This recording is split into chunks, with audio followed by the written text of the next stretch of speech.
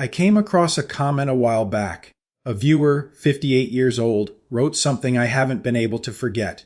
He said his household net worth, on paper, was $1,500,000. Way above average. By any standard chart or ranking, he and his wife were considered wealthy. And then he wrote this: last week, I sat there for 20 minutes debating whether to buy 2 plane tickets to see our grandkids. Because I can't break off a piece of my house and hand it to the airline.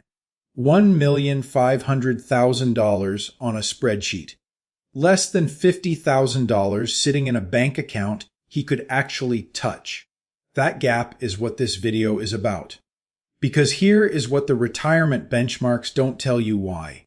A high net worth number doesn't automatically mean you have financial freedom. It means you have financial weight. And those are two very different things. What matters going into retirement isn't just where you land on the top 25%, top 10%, top 5%, or top 1% chart. What matters is whether your money can actually move when you need it to. Today, we're going to look at the 2026 Fed data and break down exactly where those thresholds sit for people in their 50s and 60s. And more importantly, we're going to run your portfolio through what I call the liquidity test. The question that most retirement planning conversations completely skip over. Because the real question was never how much did you save? It's how much of it can you actually spend? Let's start with the baseline. Where does the average American household near retirement actually stand? According to the Federal Reserve's survey of consumer finances, the median net worth for households between ages 55 and 64 sits around $364,500. That number sounds reasonable until you realize what it includes. The house. The 401k they can't touch without a penalty. The car. Maybe a small IRA. Add it all up and you get $364,500. Most of which is locked behind walls they can't easily get through. Now, to step into the top 25%, a household in this age range needs somewhere between $1 million and $1,400,000 in net worth. That sounds like real money. And it is. But here's what that picture often actually looks like. Take Marcus. He's 55, a mechanical engineer who's spent 30 years doing everything right. He paid down the mortgage, maxed his 401k when he could, kept his expenses reasonable. On paper, Marcus is a top 25% household. He has the number. But last spring, when his company went through layoffs and his car needed a $4,200 transmission repair at the same time, Marcus couldn't just write a check. He spent 2 weeks calculating whether to tap his 401k early and absorb the 10% penalty, take out a personal loan, or run the credit card and deal with it later. Not because he was broke, but because his money was everywhere except where he could use it. That's not a budgeting failure. That's a structural problem. The way wealth accumulates for most middle-class households in America is heavily tilted toward 2 categories: home equity and tax-deferred retirement accounts. Both are legitimate. Both build real net worth. But both come with significant restrictions on when and how you can access them. Home equity doesn't pay your bills unless you sell, refinance, or take out a HEE lock, all of which take time, carry costs, and come with their own risks. And your 401k or traditional IRA, before age 59 and a half, touching it means a 10% early withdrawal penalty on top of ordinary income tax. After that age, it's accessible, but every dollar you pull out is taxable income in the year you take it. So what you've built, in many cases, is a net worth that looks strong on a balance sheet and feels tight on a Tuesday. I remember sitting across from a statement showing my mother's nursing home bill. $5,300 a month. Her house was worth close to $500,000 at the time. On paper, she was comfortable. But that invoice didn't accept deed transfers. It wanted cash on the first of every month. Without exception, that was the moment the gap between paper wealth and purchasing power stop being an abstract concept for me. If you're sitting on $1 million or more right now and still feel a low-grade financial anxiety you can't quite name, I want to be direct about something. That's not irrational, and it's not a character flaw. The financial system is genuinely structured to accumulate wealth inside illiquid containers. Home equity, pre-tax retirement accounts. Defined benefit pension promises. These vehicles grow your number. They do not automatically grow your options. This is what the top 25% feels like for a lot of people. Wealthy by the chart. Constrained in practice. So the natural question becomes what happens when you climb higher? If top 25% means house rich and cash poor, does clearing the $3 million threshold for top 10% finally change the equation? The answer might surprise you. And before we get there, if any of this is landing close to home, if you're looking at your own balance sheet and recognizing that most of it is sitting in your house or a retirement account you can't easily touch, drop house rich in the comments, because this next section is going to matter a lot to you. Here's a number that feels like a finish line, $3 million. That's roughly what the Fed's survey of consumer finances says you need in net worth to reach the top 10% for households approaching retirement age. $3 million. For most people reading their 401k statement in their 50s, that number feels like the point where money stops being a source of stress. I used to think the same thing. I genuinely believed that once someone crossed $1 million in a retirement account, the hard part was over. Then a tax professional walked me through what the IRS actually collects on the back end of a traditional IRA, and I had to recalibrate everything I thought I understood. The problem was never how much you saved. The problem is how much you actually keep. So let's walk through what top 10% really looks like in 2026. A couple, both 65, both recently retired. Combined net worth just cleared $3 million. They did everything the conventional playbook said. Saved aggressively. Kept the house. Deferred taxes. They felt confident stepping into retirement. That confidence lasted about 14 months. Early this year, one of them had a cardiac event. Not catastrophic, but serious enough to require a procedure, a short hospital stay, and several months of follow-up care. The bills didn't wait for a good time. They pulled from their traditional IRA to cover the gap. When the tax documents arrived, they saw what that withdrawal actually cost them. The distribution pushed their income into a higher bracket for the year. The Medicare premium surcharge kicked in, something called URMA, because their modified adjusted gross income crossed a threshold they hadn't planned for. And a portion of their Social Security became taxable on top of that. They didn't do anything wrong. The system just runs differently than most people expect once the distributions start.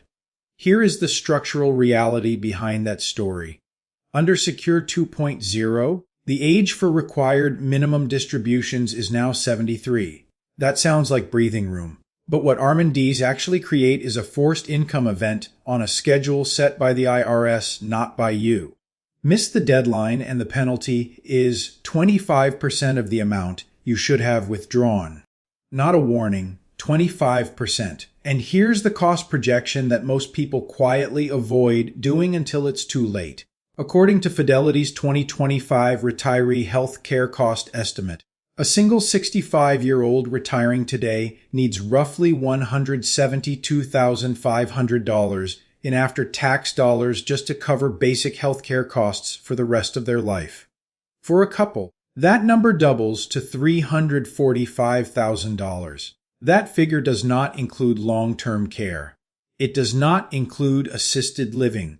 It is the baseline for staying reasonably healthy and covered. Run the quick math.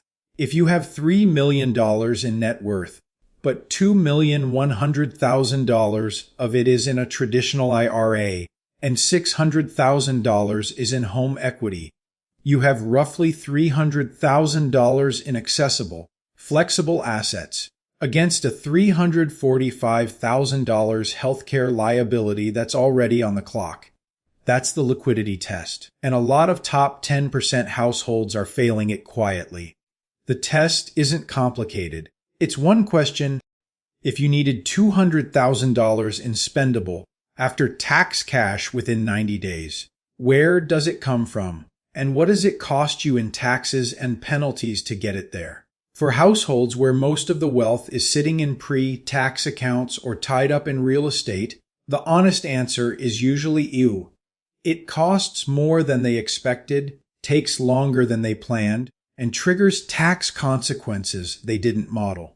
This is why the jump from top 10% to top 5% and top 1% isn't just about having more money. It's about the structure of that money being fundamentally different. The people at the top aren't just richer. They're playing a different game entirely. And if you're serious about protecting what you've built, you need to understand how that game works. If you want to know how to keep the IRS from quietly eroding your retirement before you even realize it's happening, subscribe to Wes Investor right now. This is exactly the kind of breakdown we do here, and the next section gets into the part most financial channels won't touch directly. Let's talk about what actually separates the top 5% and top 1% from everyone else. It's not discipline. It's not luck. It's not even the size of the number. It's the architecture. According to the Fed data, households aged 55 to 64 in the top 5% hold somewhere between $5 million and $6 million in net worth. The top 1% jumps to over $11,600,000. That gap looks like it's purely about income and returns over time. But when you look at how that wealth is structured, something else becomes obvious. The people at the top aren't just accumulating more.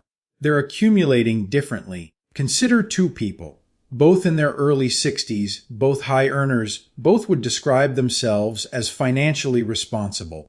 David has built a strong net worth, sits comfortably in the top 10%. But almost all of it lives in one place, a large traditional 401k balance in a paid-off home. He followed the standard advice for decades.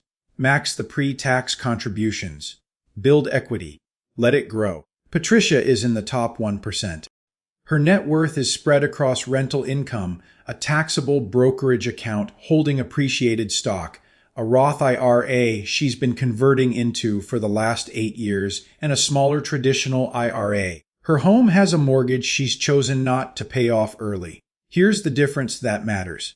When David turns 73, the IRS will tell him how much he has to withdraw from his 401k each year. He doesn't get to choose the timing, the amount beyond the minimum, or which tax bracket he lands in. The government sets the schedule. He follows it. Patricia, in a given year, can look at her income picture and decide which bucket to draw from. She might pull from the Roth, which carries no tax. She might harvest gains from the brokerage at the long-term capital gains rate, which for many households is 15%, or in some cases 0%. She might take a small traditional IRA distribution to stay within a bracket she's comfortable with. She controls the dial. That's the concept the outline calls optionality, and it's worth understanding in concrete terms. If you withdraw $100,000 from a traditional IRA, that entire amount is treated as ordinary income in the year you take it. Depending on your other income sources, that could land you in the 22%, 24%, or higher bracket. And with the Tax Cuts and Jobs Act provisions set to expire, those rates may not stay where they are now. If you pull $100,000 from a taxable brokerage account in the form of long-term capital gains, meaning assets held longer than a year, your federal tax rate on that money is either 0%, 15%, or 20%, depending on your total income. For a couple with moderate income in early retirement, that's often 15%. Same $100,000. Potentially $7,000 to $24,000 difference in what you hand to the IRS per year. Now run that out over a 20-year retirement. This is the trade-off that the conventional accumulation playbook doesn't surface until it's almost too late to act on it. If you spend your working years funneling every available dollar into pre-tax accounts because that's what the standard advice recommends, you are building a net worth that looks impressive and a tax liability that grows alongside it, silently until the RMDs force the conversation. The fragility path looks like this: nearly all assets in the house and pre-tax retirement accounts, no meaningful taxable or Roth bucket, full exposure to whatever tax rates exist at 73. You hand the IRS the wheel. The resilience path looks like this: assets distributed across at least 3 different tax treatments, deliberate Roth conversions in the lower income years before RMDs, a taxable account with appreciated holdings, and enough liquid assets to cover 2 to 3 years of expenses without touching retirement accounts at all. You keep the wheel. What Patricia actually bought wasn't a bigger portfolio. It was the ability to say no to a tax bill she didn't choose. That's what optionality means in practice. Not a lifestyle, not a personality type, a structural advantage that gets built quietly, over years, through decisions most people postpone because the consequences feel distant. If you're 50 to 65 right now and looking at a balance sheet where almost everything is in 1 or 2 illiquid categories, the question isn't whether this matters. It's how much runway you still have to change the structure before the RMD clock takes that choice away from you, which is exactly what the next section is about. You remember the man from the beginning of this video. 58 years old, $1,500,000 on paper, less than $50,000 he could actually move. Debating plane tickets to see his grandkids. He didn't sell his house. He didn't blow up his financial plan. He made 3 structural adjustments over about 18 months that changed the equation completely. Not because the number got bigger, because the money got more useful. Here's what that looks like. Step 1 is what I call the 60-40 liquidity rule. And I want to be clear, this has nothing to do with the classic stocks and bonds portfolio split. This is about where your wealth physically lives. The households that consistently pass the liquidity test maintain at least 40% of their total net worth outside of their primary home and locked retirement accounts, meaning in assets they can convert to spendable cash within 3 business days. That includes taxable brokerage accounts, CDs, money market funds, or cash reserves. If your total net worth is $1 million, that target means $400,000 sitting somewhere accessible. Not earning nothing, but accessible. The trade-off is real and worth naming directly. To build that liquid layer, you have to stop roading every spare dollar toward early mortgage payoff. Paying down a 3% or 4% mortgage ahead of schedule feels responsible, but it converts liquid cash into home equity, which is one of the least accessible forms of wealth when you actually need money fast. You're trading flexibility for a number on paper. Step 2 is bracket bumping, and the window to do it is narrower than most people realize. Between the year you retire and the year your RMDs begin at 73, most households enter what I think of as the valley years. Income drops. The tax brackets sitting above you are largely empty. That's not a problem. That's an opening. During those years, you can deliberately pull money out of your traditional IRA or convert portions of it to a Roth at a controlled tax rate you choose, rather than the rate the IRS will eventually impose.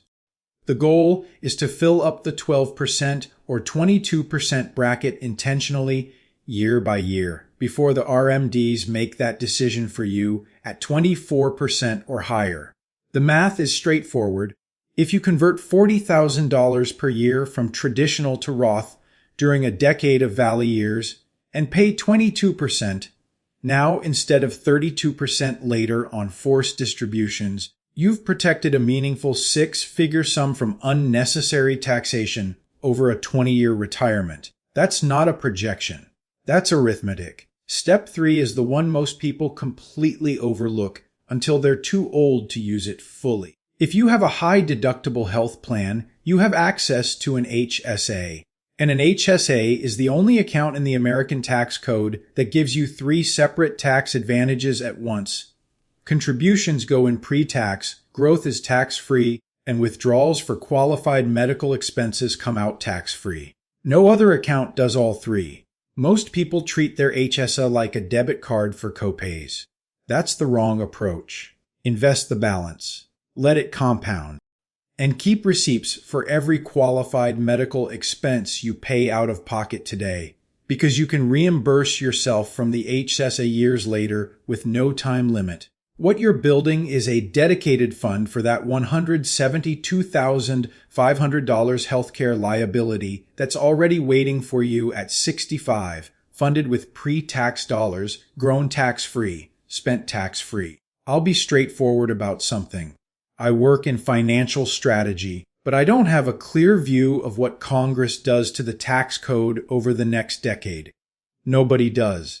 What I do know is that spreading your assets across different tax treatments, pre-tax, Roth, and taxable, is the most durable hedge available to us right now.